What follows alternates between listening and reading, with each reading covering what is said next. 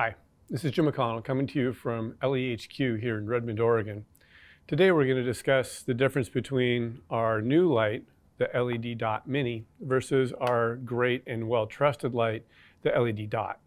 The LED Dot is a great light. It's a full-featured light, has a reflective base plate. It's 365 to 405 nanometers, so it does both wavelengths, and it has 60 seconds, 30 seconds, and 120-second hard gel setting, which reduces the amount of exotherm that the client experiences during the curing process. That 120-second setting starts off at 25% power and works its way up to 100% power. That takes place in that 120 seconds. The Dot Mini, however, does not have a reflective base plate. It cures 4 fingers at a time, and it starts off at 100% power. It can operate using a simple battery pack, and so you don't have to plug it into the wall. It's great for transporting. It does 4 fingers, and it is 405 nanometers.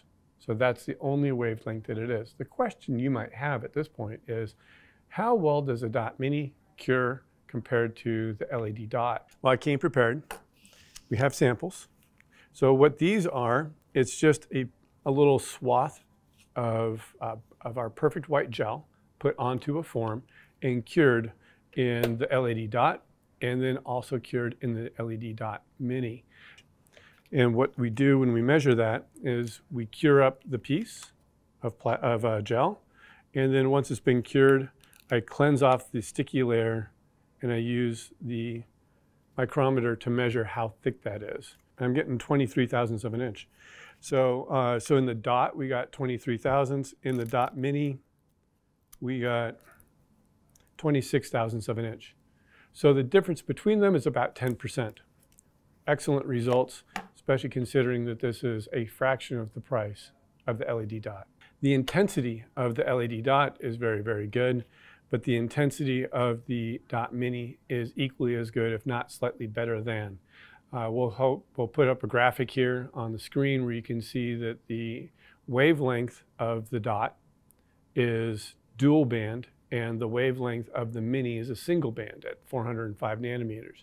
We'll also see a difference in the intensity or the irradiance value of the Dot versus the Dot Mini, and you'll see that the Dot Mini has a slightly higher irradiance value than the Dot does.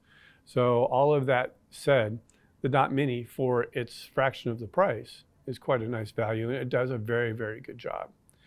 The other nice thing is that because the Dot does not necessarily work well on a battery-operated system, the Dot Mini can. So if you're a traveling nail technician, you want to take this into your client's location, you can go ahead and bring the Dot Mini with a small battery pack and use it.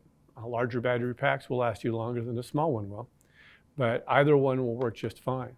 The other advantage is that the Dot Mini, if you do have a power outage and you happen to have one with a battery pack, then you can still finish your client's nails. Even though you might not have light in the salon, at least you can cure them and send her on her way. If you have any questions about the difference between the Dot and the Dot Mini, as far as pricing goes, talk to your distributor or call us directly. We'd be happy to help you. In the future, take a look for a Chemist Corner reviewing these features of the Dot versus the Dot Mini. We'd be happy to give you as much information as you would like to digest. Thank you for your time.